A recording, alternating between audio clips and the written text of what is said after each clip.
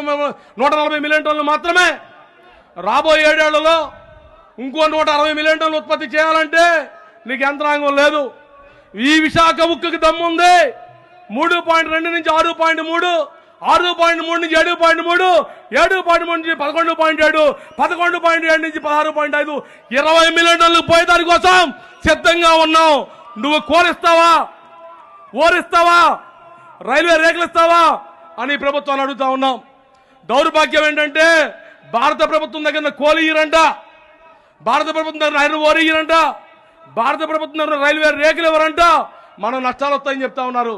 మేము నష్టాలు చేస్తాం. మేము అడిగినట్టు లాభాలు తీసుకురావాలంటే మేము అడిగిన 3 సరుకులు ఇవ్వండి.